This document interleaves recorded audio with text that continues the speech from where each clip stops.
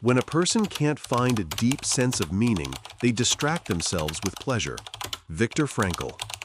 You call it entertainment, relaxation, even self-care, but isn't it mostly noise? You scroll, binge, refresh, consume, yet the emptiness remains. You chase. Ask yourself, how many times have you told yourself you're lazy when in truth you're simply exhausted by the flood? How many projects have you abandoned, not because you lacked discipline, but because your attention was already shredded into fragments? How many mornings have you woken up drained before the day even began, because your nervous system never stopped? And distraction is endless. It offers the illusion of activity, but leaves you hollow. Jung would add, what you avoid in silence becomes your shadow. The fear you won't face, the wound you won't tend, the emptiness you won't name, all of it returns into. So the question is not, why am I unmotivated? The question is, why am I drowning in input that keeps me from hearing my own voice? What would emerge if you cut the noise? What desire would return if you stopped numbing yourself with constant novelty? And most of all, what meaning waits? Notifications hum, screens glow, messages pile up, and the pressure to always be available becomes the air you breathe. But pause for a moment. Has constant stimulation made you more alive or more hollow? Ask, when was the last time you finished a task without glancing at your phone? How many hours do you lose, not because of laziness, but because your mind is pulled? But from the exhaustion of managing endless fragments of attention, Frankl taught that meaning is the only fuel strong enough to sustain the human spirit. Without it, you drift toward distraction, and distraction doesn't satisfy, it only numbs. Jung sharpened the warning. What you refuse to face in silence will rise as compulsion. The very emptiness you run from drives you into overstimulation, leaving you burned out, yet restless, drained. Look, honestly, is your lack of motivation really laziness? Or is it the fatigue of a nervous system never allowed to recover? Is your inability to focus a flaw in willpower, or the predictable collapse of a mind bombarded with noise? Do you truly lack discipline, or do you lack And until you reclaim silence, until you dare to let meaning speak louder than noise, you will keep mistaking exhaustion for failure. So ask yourself now, what would your life look like if focus was not stolen by noise, but guided by purpose? And are you willing to step out of the flood long enough to find out? Jung never lived to see the overstimulation is not simply external, it is the symptom of an inner refusal. You do not flee to distraction because the world demands it, you flee because silence exposes you to yourself. And the structures Jung mapped, persona, shadow complexes, projection, the self, reveal exactly why you keep calling yourself unmotivated, when in truth you are simply scattered by wounds left unintegrated. You fill your day with small motions, scrolling, replying, refreshing, so you appear active, but inside you feel empty. This is the persona at work. But does the applause for your busyness nourish you or exhaust you? How many of your achievements are merely distractions pursued to avoid stillness? And how long can you keep performing without collapsing behind the mask? The shadow, the silence you refuse. The shadow is everything you exile: your fear of failure, your shame of not being enough. You drown the whispers with noise, but the shadow always returns, more restless, more insistent. Ask yourself, what would you hear if you finally turned everything off? Which fear do you silence with distraction? Which wound do you bury under endless novelty? Complexes, old wounds, driving restlessness. Your overstimulation, a delay in praise, reactivates the parental voice that demanded performance. A moment of stillness awakens the memory of being unseen. You think you are overwhelmed by tasks, but isn't it really these complexes flooding your system? Who are you still trying to impress? Whose approval are you still chasing each time you refresh? Projection, the calm you give away. But isn't that just your own disowned strength projected outward? You give away your capacity for calm, then convince yourself you lack it. You worship their focus. Ask, who do you admire for the very qualities you secretly fear to cultivate? Why do you keep handing your peace to others instead of embodying it yourself? The self, wholeness that holds silence. For Jung, the goal is not to destroy the persona, the shadow. From the self, you can hold stimulation without drowning in it, silence without panicking in it, action without burning out, rest without guilt. From the self, you stop fleeing into noise because you no longer fear the quiet. Ask, do you want to keep orbiting distractions, or do you want to grow a center strong enough to choose meaning over novelty? Frankl warned, when you lack meaning, your problem is not laziness but division. You scatter yourself in fragments because you have not yet grown the wholeness that can carry stillness. So ask yourself plainly how much of your exhaustion is really avoidance in disguise. How many of your compulsions are masks for fear you have never named? And what would happen if you gave up the chase for noise, even for a moment, and allowed? But the moment you integrate these structures, you discover you were never unmotivated. You were simply scattered. And in reclaiming wholeness, focus returns, not as discipline imposed, but as meaning chosen.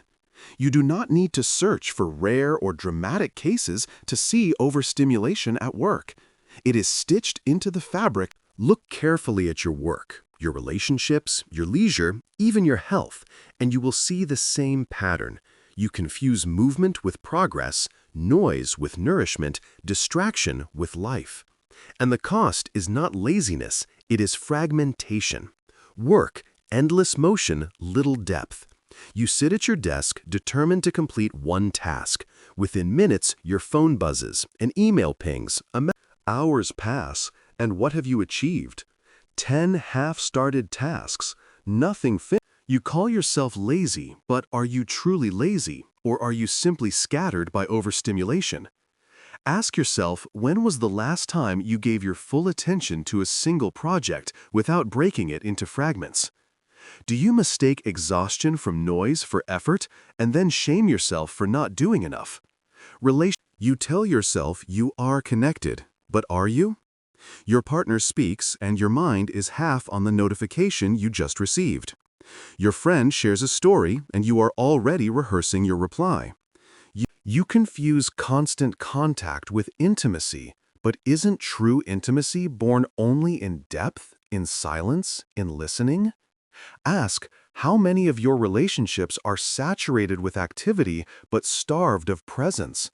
How many people feel unseen by you, even as you drown in interaction? You call this relaxation, but do you feel restored afterward, or just more tired? You mistake endless input for rest. Ask yourself, how often do you end rest more drained than before? How many of your hobbies are escapes that numb rather than practices that nourish? Do you really relax, or do you just distract yourself until you fall asleep? Health. Overdoing in the name of care. Even your attempts at self-care are infected by the culture of overstimulation. You track every calorie, every heart. You call this discipline, but isn't it another mask for the same restlessness? True health is balance, but you turn care into compulsion. Ask, is your exercise giving you strength, or is it another addiction to noise in physical form?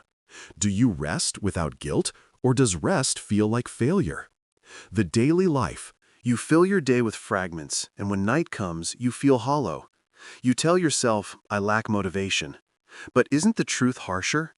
You are not unmotivated, you are simply overstimulated, burned out by input, unable to hear the whisper of meaning under the roar of distraction. Frankl warned, without meaning, pleasure takes over. Jung sharpened it, without integration, overstimulation rules. And both point to this, your exhaustion is not a sign of weakness. You cannot hear your own desire in the flood. So ask now, when was the last time you finished something and felt alive instead of depleted? Who in your life experiences your full attention undivided? What practice in your day truly restores you rather than merely numbs you? And are you willing to admit that what you call laziness may only be— But the truth is simpler and more merciful. You are not lazy. You are overloaded. And the moment you begin to withdraw from the noise, even slightly, you discover that your motivation was never gone. It was only buried, waiting for silence to uncover it. Your exhaustion is not mysterious. It follows a precise system, a machinery of overstimulation that wears down your body, fractures your mind, scrambles your— If you look closely, you will see how each part conspires to drain you, not because you are weak, but because you are flooded. Physiological, the nervous system hijacked. Every ping, scroll, and shift spikes dopamine, then crashes it. Your body never settles. Cortisol lingers, adrenaline drips, heart rate stays elevated. Sleep becomes shallow. Ask, do you mistake this biochemical exhaustion for laziness? When your body is still vibrating from the flood, how can you expect motivation to rise? You do not lack energy, you lack regulation. Cognitive, fragmentation of thought. Your mind was made for sustained focus, but overstimulation forces it into fragments. Each interruption costs— The result is shallow work, shallow reflection, shallow living. Ask yourself, when was the last time you held a single thought for more than 5 minutes without distraction? Do you call this poor discipline, or will you finally admit it is the cost of a mind under siege? Emotional, irritability, emptiness, collapse. You tell yourself, I don't care, but isn't that just burnout disguised as indifference? You say, I'm lazy, but isn't that despair from a soul too flooded to move? Ask how much of your apathy is not disinterest, but exhaustion in disguise. Behavioral compulsion as survival. You scroll, refresh, snack check. Not because you want to, but because your nervous system demands relief. Ask how many of your daily choices are not choices at all, but compulsions you cannot stop. And if you are honest, how often does the relief last longer than a moment? Relational presence sacrificed. Your overstimulation doesn't stop with you. You offer fragments to others, half listening, half responding. You think you are connected, but aren't you actually scattering yourself across every relationship? Ask who in your life has felt the wound of your overstimulation most directly. Who has received your exhaustion instead of your attention? Ethical, the cost of absence. At its deepest level, overstimulation corrodes integrity. You call it busyness, but isn't it avoidance? You betray your own priorities daily, not because you do not care, but because you are drowned in noise. Ask, how many times have you said yes when you had no capacity? How often have you abandoned what matters most for what shouts the loudest?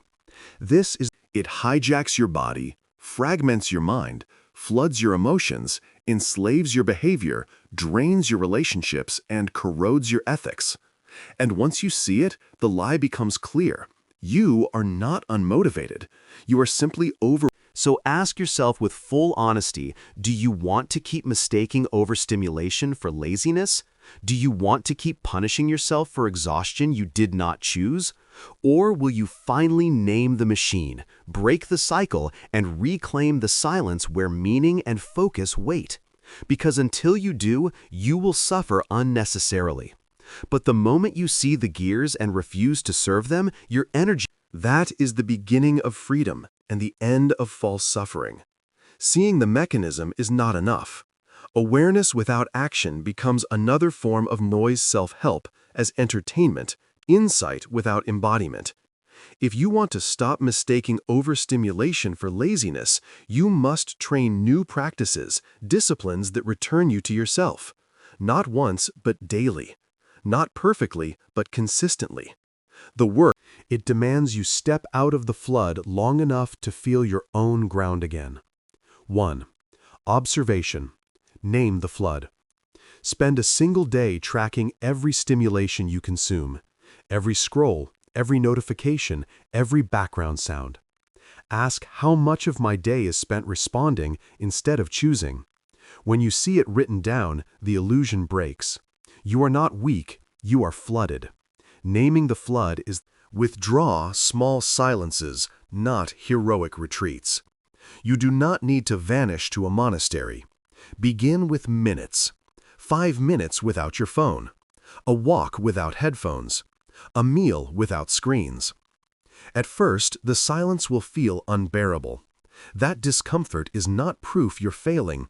It is proof of how addicted you've become. Ask, why does silence feel like threat? Replace depth instead of novelty. Overstimulation thrives on novelty, not meaning. Choose one book instead of 10 articles. One project instead of 5 half-started. One real conversation instead of a dozen shallow exchanges. Ask yourself what practice brings me alive, even when it feels slow. That is not boredom, that is depth returning. 4. Reclaim projection. Own your calm. Begin practicing it yourself in small ways. Finish what you start. Breathe before you respond. Choose what matters over what flashes. Each time you do, you reclaim projection and grow sovereignty. Ask, what quality do I admire in others that I refuse to cultivate in myself? 5. Shadow work. Face the avoidance noise. Is a mask.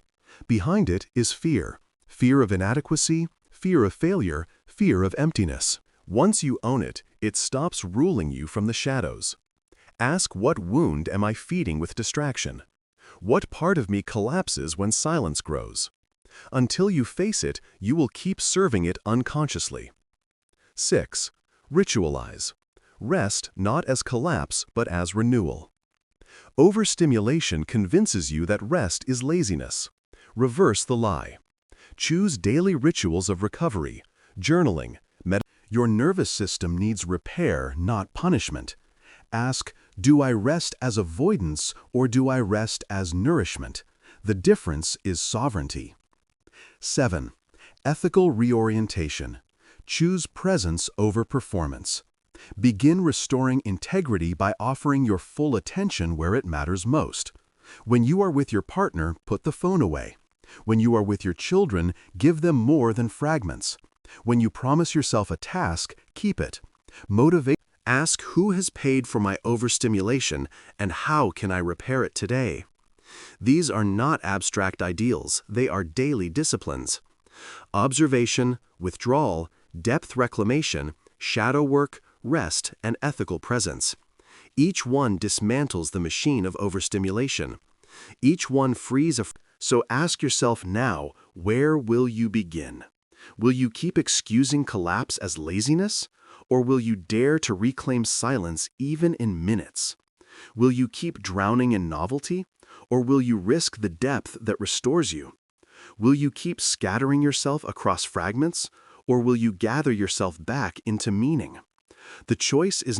And when you do, you will discover the truth: you were never unmotivated. You were overstimulated. And once the noise subsides, your energy, your focus, your meaning all return. That is not inspiration, that is training, and it begins now. You blame yourself for laziness, but hasn't the evidence shown otherwise? You rise early, check messages before you breathe, flood your day with fragments, collapse at night. Is that sloth, or is it slavery to noise? You call it lack of discipline, but isn't it the predictable collapse of a system never given rest? Viktor Frankl warned, when you cannot find meaning, you drown in distraction. Carl Jung added, what you avoid in silence becomes your shadow. Together they pierce you with this truth: you are not broken, you are... So the question becomes unavoidable. Will you keep feeding the machine that drains you, calling it productivity, entertainment, self-care? Or will you risk the silence that terrifies you, the stillness that forces you to meet yourself, the depth that reveals meaning? Which path costs more? Who has felt your absence while your attention was elsewhere? What projects have died, not from disinterest, but from distraction? How many times have you said yes while already empty? And how much longer will you keep confusing stimulation with strength, noise with nourishment, motion with meaning? This is the moral choice before you. To stay scattered, so commit now not to more willpower, but to less noise. Choose 20 minutes today without input. Ask yourself, what would I create if I weren't consuming? Who would I become if I stopped fleeing into distraction? You are not unmotivated, you are overstimulated. And the moment you withdraw from the flood, even slightly, the voice of meaning returns. The call is simple, severe, and merciful. Will you keep drowning, or